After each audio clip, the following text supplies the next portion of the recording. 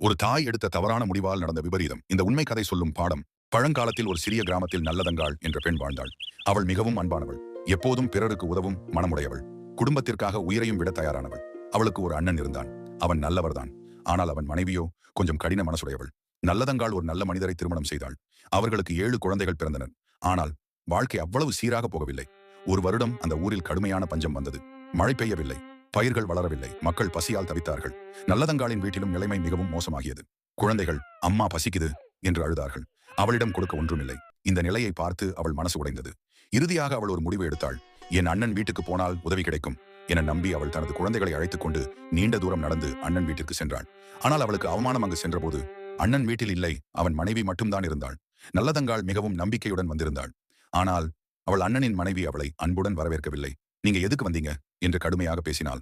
சாப்பாடு கூட கொடுக்க மறுத்தாள். காலியான பாத்திரம் காட்டி அவளை ஏமாற்றினாள். இங்கே எதுவும் இல்லை என்று பொய் சொன்னாள். ஏற்கனவே பசியால் தவித்திருந்தாள். குழந்தைகள் அழுது கொண்டே இருந்தார்கள். இப்போது அவமானமும் சேர்ந்தது. அவள் மனசு முழுவதும் மிகவும் உடைந்தது. அவள் யோசித்தாள், என் குழந்தைகள் இப்படி பசி அவமானம் அனுபவிக்க வேண்டாம் என்று. அவள் மிகவும் துன்பத்தில் ஒரு தவறான முடிவு எடுத்தாள். ஒரு கிணற்றின் அருகே சென்று தனது குழந்தைகளுடன் சேர்ந்து குதித்து உயிரை இழந்தாள். இது ஒரு சோகமான பகுதி. இந்த கதையின் உணர்ச்சி இதில்தான். பின்னர் அண்ணன் வீட்டிற்கு வந்தான். நடந்ததை அறிந்து அதிர்ச்சி அடைந்தான். தங்கையின் நிலையை நினைத்து அண்ணன் கதறி அழுதான். நான் இருந்திருந்தால் இதை தடுக்க முடிந்திருக்கும் என்று வருந்தினான். இதில் அண்ணனின் மனைவியும் தண்டனை அனுபவிக்கிறாள். தெய்வீகமாக நல்லதங்காள் உயர்த்தப்படுகிறாள். இந்த கதையின் உண்மையான அர்த்தம். இந்த கதை ஒரு சாதாரண சோக கதை இல்லை. இதில் பெரிய பாடம் இருக்கிறது. 1. பசியானவர்களுக்கு உதவி செய்ய வேண்டும். ஒரு சிறிய உதவி கூட ஒரு உயிரை காப்பாற்றும். 2. வார்த்தைகளின் சக்தி. கொடுமையான வார்த்தைகள் மனிதரை உடைத்துவிடும். 3. உறவுகளில் கருணை அவசியம். உறவுகள் இருந்தாலும் அன்பு இல்லை எனில் அது பயனில்லை. 4. கஷ்டத்தில் தவறான முடிவு எடுக்கக்கூடாது.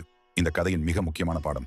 இன்னும் இது போன்ற தகவல்களை தெரிந்து கொள்ள விரும்பினால் இந்த கோவில் வைப்ஸ் தமிழ் சேனலை லைக் பண்ணுங்க, ஷேர் பண்ணுங்க, மறக்காம சப்ஸ்கிரைப் பண்ணுங்க.